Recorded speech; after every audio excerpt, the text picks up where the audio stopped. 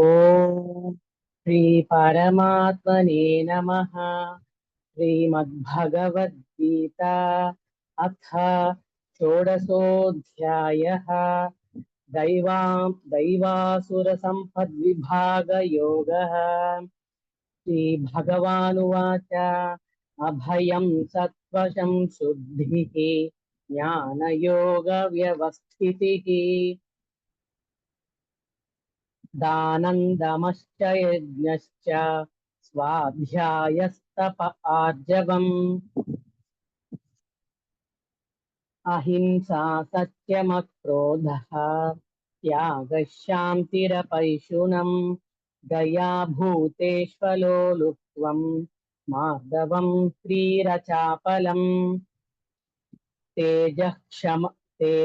क्षमा धृतिः शौचम् अद्रोहो नातिमानिता भवन्ति सम्पदन् दैवीम् अभिजातस्य भारत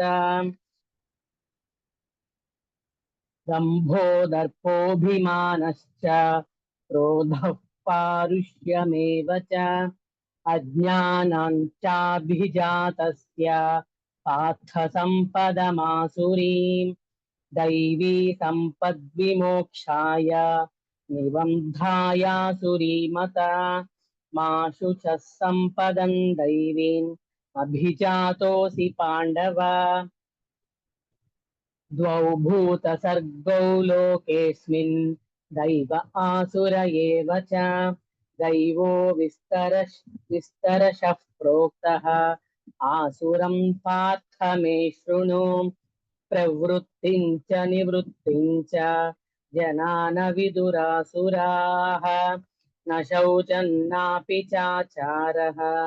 न सत्यं तेषु विद्यते असत्यमप्रतिष्ठन्ते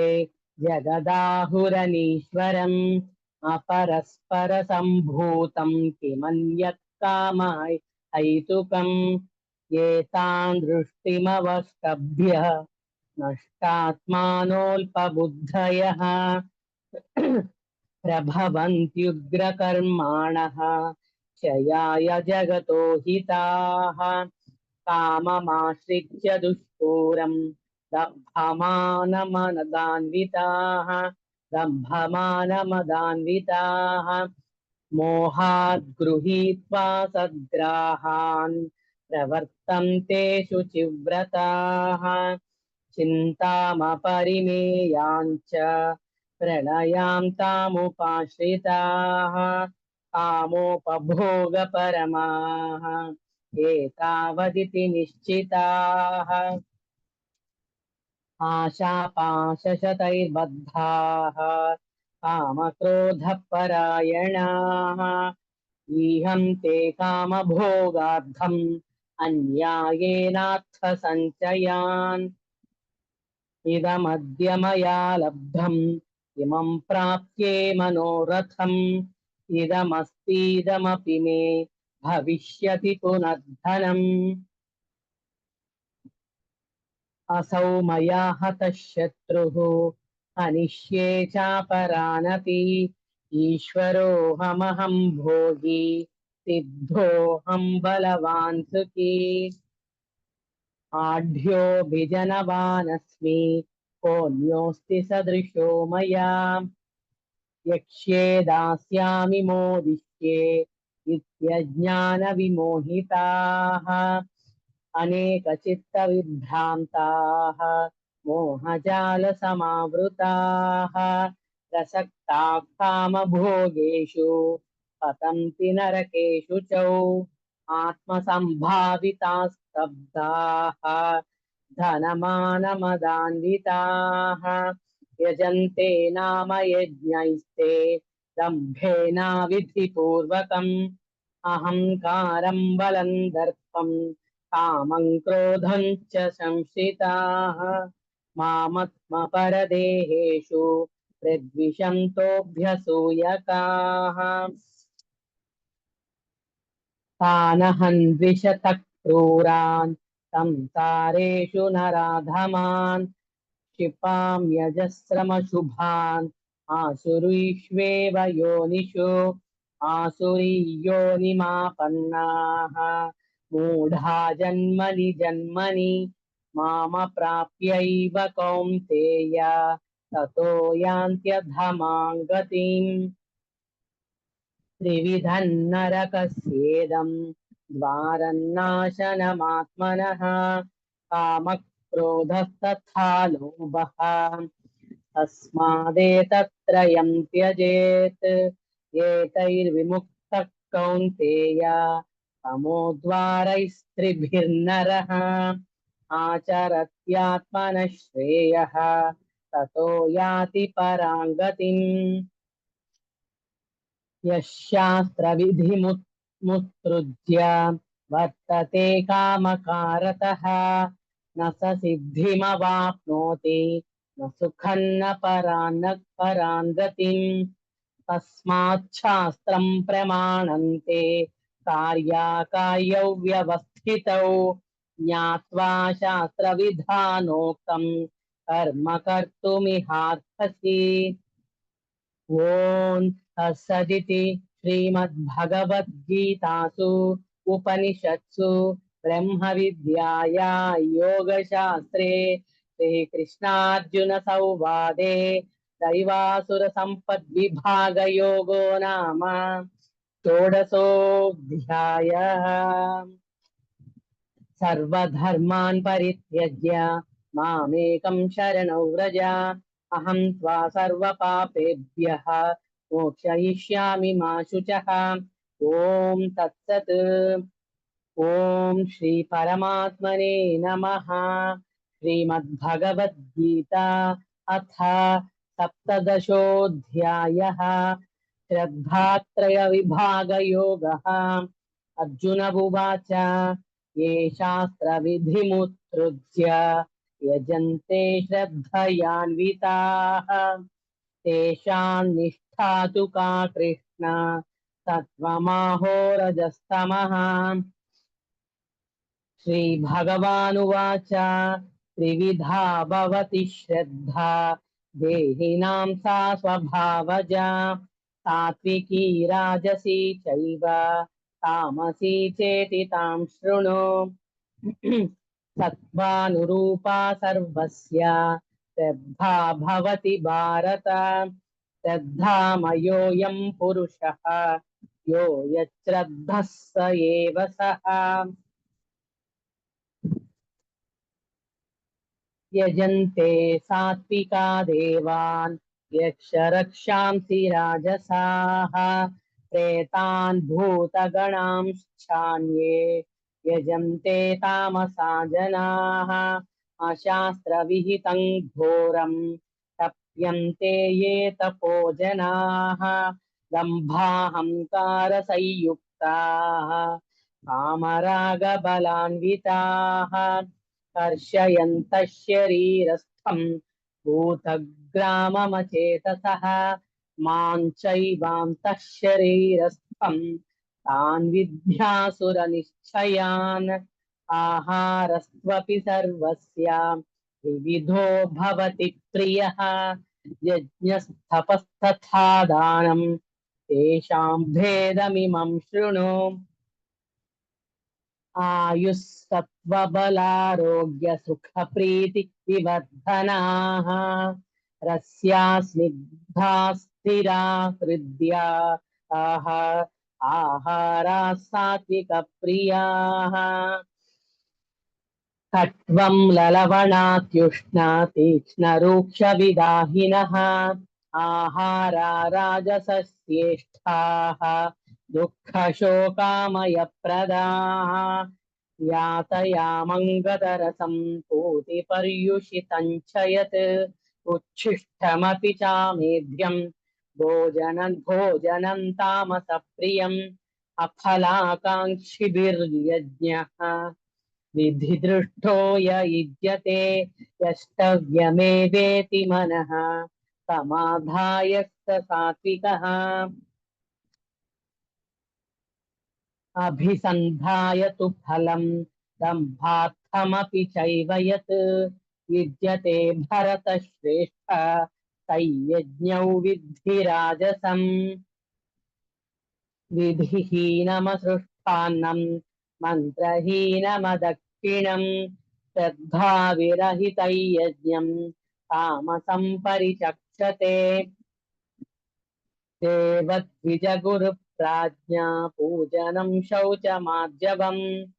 ब्रह्मचर्यमहिंसा च शारीरं तप उच्यते अनुद्वेगकरौ वाक्यं सत्यं प्रियहितं च यत् स्वाध्यायाभ्यसनं चैव वाङ्मयं तप उच्यते मनः मनः प्रसादः सौम्यत्वं मौनमात्मविनिग्रहः भावसंशुद्धिरित्येतत् तपो मानसमुच्यते श्रद्धया परया तप्तं तपस्तत्त्रिविधन्नरैः अफलाकाङ्क्षिभिर्युक्तैः सात्विकं परिचक्षते सत्कारमानपूजार्थं तपोदम्भेन चैव यत् क्रियते तदिह प्रोक्तं राजसञ्चलमध्रुवम् मूढग्राहेणात्मनो यत् पीडया क्रियते तपः परस्योत्सादनार्थौ वा तत्तामसमुदाहृतम् दातव्यमिति यद्दानं दीयतेनुपकारिणे देशे काले च पात्रे च तद्दानं सात्विकं स्मृतम् यत्तु प्रत्युपकारार्थं फलमुद्दिश्य वा पुनः दीयते च परिक्लिष्टं तद्दानं राजसंस्मृतम्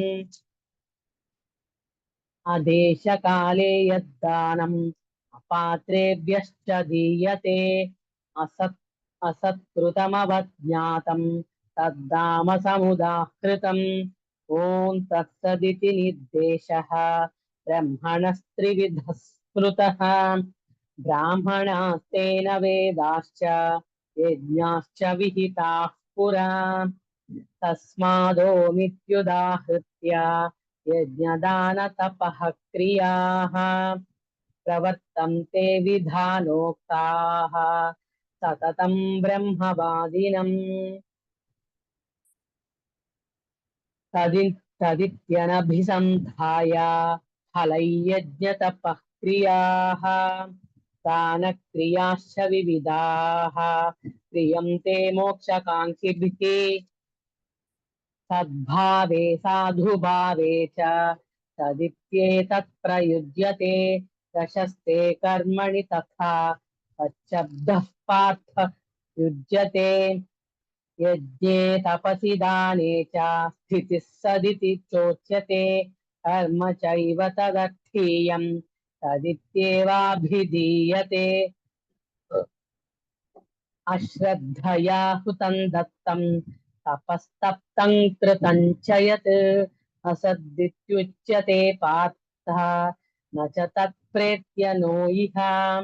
ॐ तत्सदिति श्रीमद्भगवद्गीतासु उपनिषत्सु ब्रह्मविद्याया योगशास्त्रे श्रीकृष्णार्जुनसंवादे श्रद्धात्रयविभागयोगो नाम सप्तदशोऽध्यायः सर्वधर्मान् परित्यज्य मामेकं शरणं व्रज अहं त्वा सर्वपापेभ्यः मोक्षयिष्यामि मा शुचः ॐ तत्सत् ॐ श्री परमात्मने नमः श्रीमद्भगवद्गीता अथ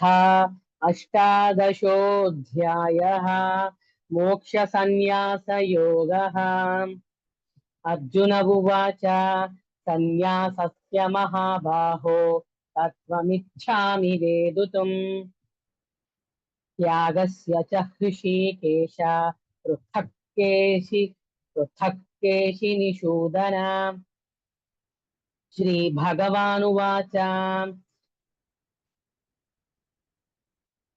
काम्यानां कर्मणां न्यासं सन्न्यासं कवयो विदुः कर्म कर्म फलत्यागं राहुस्त्यागौ विचक्षणाः त्याज्यन् दोषवदित्येके कर्म प्राहुर्मनीषिणः यज्ञदानतपः कर्म न त्याज्यमिति चापरे निश्चयं शृणु मे तत्र त्यागे भरतसत्तमा त्यागो हि पुरुषव्याघ्र त्रिविधः सम्प्रकीर्तितः यज्ञदानतपः कर्म न त्याज्यं कार्यमेव तत् यज्ञो दानं तपश्चैव पावनानि मनीषिणाम् एतान्यपि तु कर्माणि सङ्गं त्यक्त्वा फलानि च कर्तव्यानीति मे पार्थ निश्चितं मतमुत्तमम् नियतस्य तु सन्न्यासः कर्मणो नोपपद्यते मोहात् तस्य परित्यागः तामसः परिकीर्तितः तामसः परिकीर्तितः दुःखमित्येव यत्कर्म कायक्लेशभयात् त्यजेत् सकृत्वा राजसं त्यागं नैव त्यागफलं लभेत् कार्यमित्येव यत्कर्म नियतं क्रियतेऽर्जुन सङ्गं त्यक्त्वा फलं चैव तत्यागः सात्विको मतः न द्वेष्ट्य कुशलं कर्म कुशलेनानुषज्यते समाविष्टः मेधावी छिन्न संशयः न हि देहभृता शक्यं त्यक्तुं कर्माण्यशेषतः यस्तु कर्मफलत्यागी सत्यागीत्यभिधीयते अनिष्टमिष्टं मिश्रं च त्रिविधं कर्मणः फलम्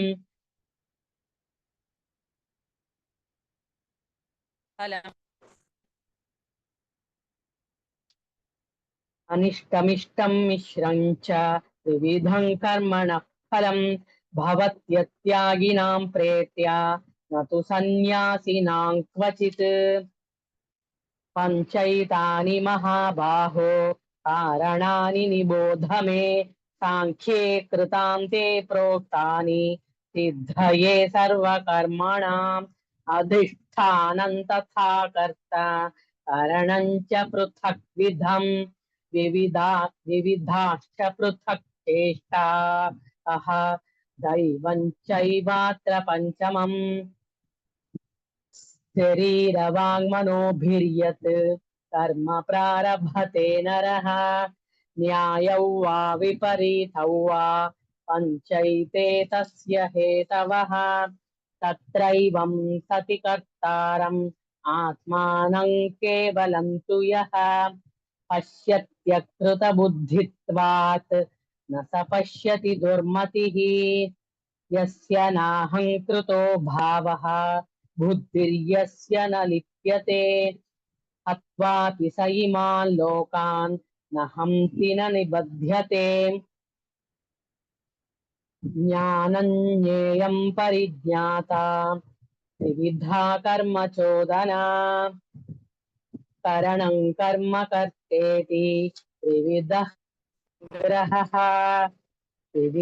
कर्म संग्रहः ज्ञानं कर्म च कर्ता च त्रिधैव गुणभेदतः प्रोच्यते गुणसङ्ख्याने यथावत् शृणुतान्यपि सर्वभूतेषु येनैकं भावमव्ययमीक्षते अविभक्तौ विभक्तेषु तज्ज्ञानौ विद्धि तेन तु यज्ञानं नानाभावान् पृथक्विधान् वेत्ति सर्वेषु भूतेषु तज्ज्ञानौ विद्धि राजसम् यत्तु कृत्स्नवदेकस्मिन् कार्ये सक्तमहैतुकम् अतत्वार्थवदल्पञ्च तत्तामसमुदाहृतम् नियतं संगरहितम् अरागद्वेषतः कृतम् अफलप्रेप्सुना कर्म यत्तत् सात्विकमुच्यते यत्तु कामेप्सुना कर्म अहंकारेण वा पुनः क्रियते बहुलायासं तद्राजसमुदाहृतम् अनुबन्धं क्षयं हिंसाम् अनपेक्ष्य च पौरुषम् मोहादारभ्यते कर्म यत्तत्तामसमुच्यते मुक्तसङ्गो न हौवादी धृत्युत्साहसमन्वितः सिद्ध्यसिद्ध्योर्निर्विकारः कर्ता सात्विक उच्यते रागी कर्मफल प्रेत्युः लुब्धो हिंसात्मको शुचिः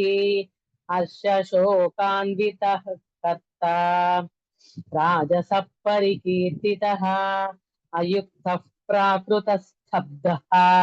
शठो नैष्कृतिको लसः विषादी दीर्घसूत्री च कर्ता तामस उच्यते बुद्धेर्भेदं धृतेच्छैव गुणतस्त्रिविधं शृणु प्रोच्यमानमशेषेण पृथक्त्वेन धनञ्जय प्रवृत्तिं च निवृत्तिं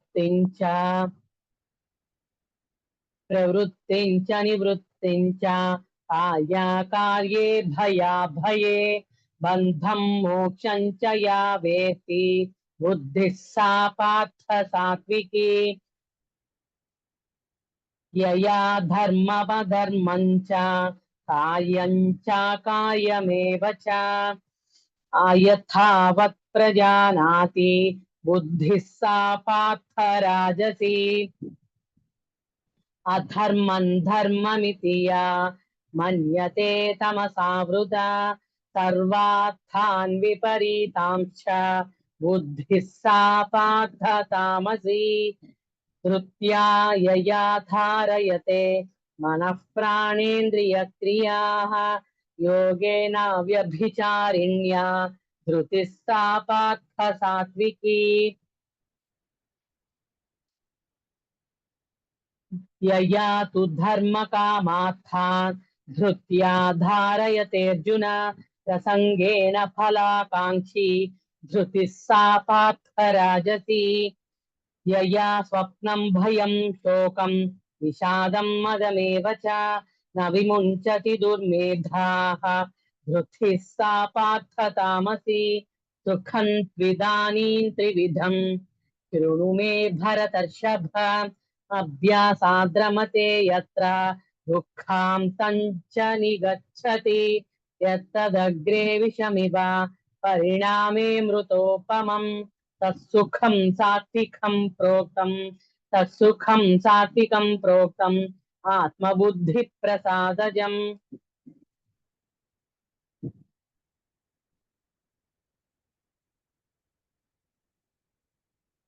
विषयेन्द्रिय संयोगात् यत्तदग्रे मृतोपमम् परिणामे विषमिव तत्सुखं राजसंस्मृतम् यदग्रे चानुबन्धे च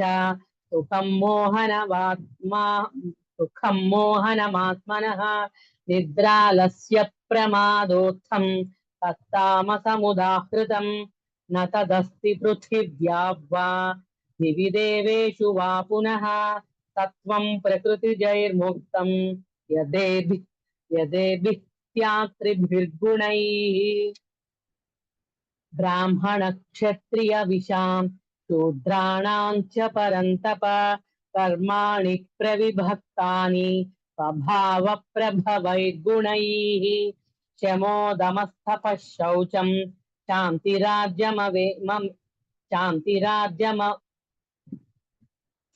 शमोदमस्तपः शौचं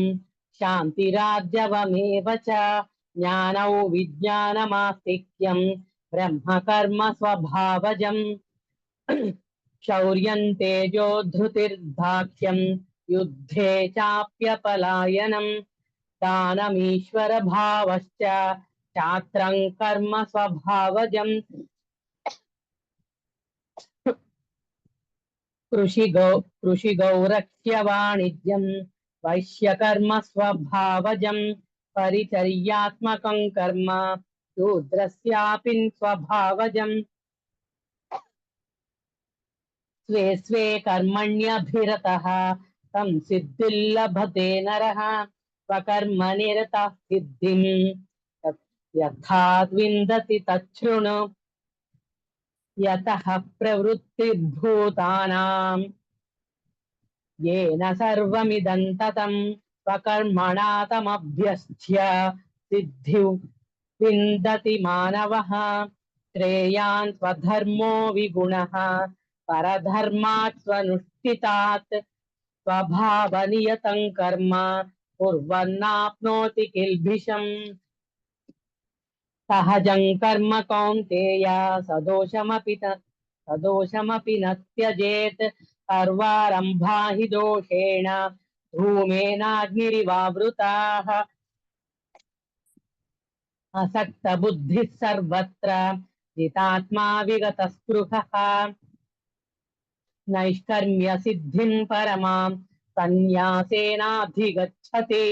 सिद्धिं प्राप्तो यथा ब्रह्म तथाप्नोति निबोध मे समासेनैव कौन्तेय निष्ठा ज्ञानस्य या परा बुद्ध्या विशुद्धया युक्तः धृत्यात्मानं नियम्य च शब्दादीन् विषयान्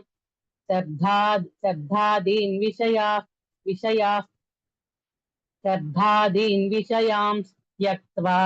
रागद्वेषौ व्युदस्य च विभक्तसेवी लघ्वासी यतवाक्काय मानसः ध्यानयोगपरो नित्यं वैराग्यं समुपाश्रितः अहंकारं बलं दर्पं कामं क्रोधं परिग्रहं विमुच्य निर्ममः शान्तः ब्रह्म भूयाय कल्पते ब्रह्मभूतः प्रसन्नात्मा न शोचति न काङ्क्षति समः सर्वेषु भूतेषु मद्भक्तिर्लभते पराम् भक्त्या मामभिजानाति यावान्यश्चास्मि तत्त्वतः ततो मां तत्त्वतो ज्ञात्वा विशते तदनन्तरम् सर्वकर्माण्यपि सदा कुर्वाणो मद्व्यपाश्रयः मत्प्रसादादवाप्नोति शाश्वतं पदमव्ययम् चेतसा सर्वकर्माणि मयि सन्न्यस्य मत्परः बुद्धियोगमुपाश्रित्य मच्चित्तः सततं भव मच्चित्तः सर्वदुर्गाणि मत्प्रसादात् तरिष्यसि अथ चेत्त्वमहंकारात् न श्रोष्यसि विनङ्क्ष्यसि यदहंकारमाश्रित्य न योत्स्य इति मन्यसे मिथ्यैष व्यवसायस्ते प्रकृतिस्त्वान् नियोक्ष्यति स्वभावजेन कौन्तेय निबद्धस्वेन कर्मणा कर्तुं नेच्छसि यन्मोहात् करिष्यस्य वशोऽपि तत् ईश्वरः सर्वभूतानां हृद्देशेऽर्जुन तिष्ठति भ्रामयन् सर्वभूतानि यन्त्रारूढानि मायया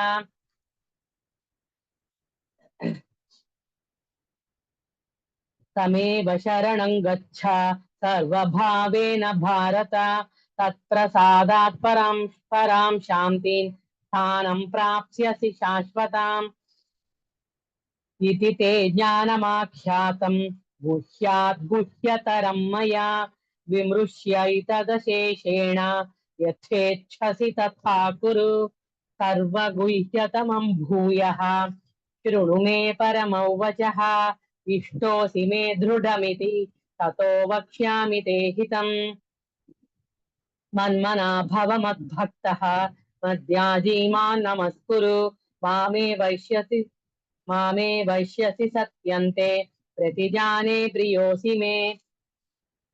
सर्वधर्मान् परित्यज्य मामेकं शरणौ व्रज अहं त्वा सर्वपापेभ्यः मोक्षयिष्यामि मा शुचः इदं ते नातपस्काय न भक्ताय कदाचन न चाशुश्रूषवे वाक्यं न च मायोऽभ्यसूयति य इमं परमं गुह्यं मद्भक्तेष्वभिधास्यति भक्तिं मयि परां कृत्वा मामेव शक्य संशयः न च तस्मान् मनुष्येषु कश्चिन्मे प्रियकृत्तमः भविता न च मे तस्मात् अन्यः प्रियतरो भुवि भविता न च मे तस्मात् अन्यः प्रियतरो भुवि अध्येष्यते च य इमं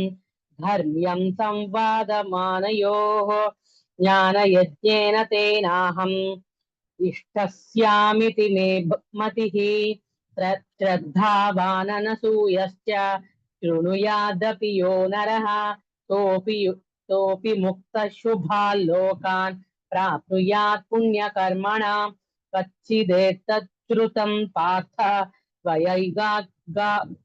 कच्चिदेतच्छ्रुतं पार्थ त्वयैकाग्रेण चेतसा कच्चिदज्ञानसम्मोहः प्रणष्टस्ते धनञ्जय अर्जुन उवाच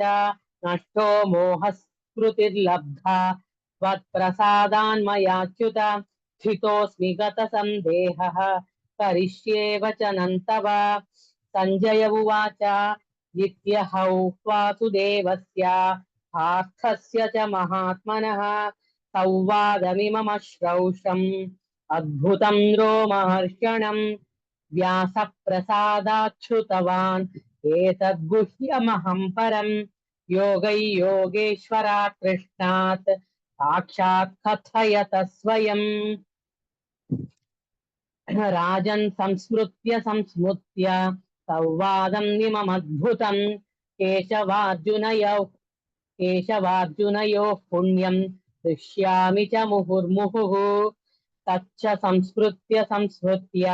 रूपमत्यद्भुतं हरेः विस्मयो मे महान् राजन् हृष्यामि च पुनः पुनः यत्र योगीश्वरः कृष्णः यत्र पार्थो धनुर्धरः तत्र श्रीर्विजयो भूतिः ध्रुवा नीतिर्मतिर्मम ॐ तत्सदिति श्रीमद्भगवद्गीतासु उपनिषत्सु ब्रह्मविद्याया योगशास्त्रे श्रीकृष्णार्जुन संवादे मोक्षसंन्यासयोगो नाम अष्टादशोऽध्यायः सर्वधर्मान् परित्यज्य मामेकं शरणौ व्रज अहं त्वा सर्वपापेभ्यः मोक्षयिष्यामि मा शुचः ॐ तत्सत् सर्वं श्रीकृष्ण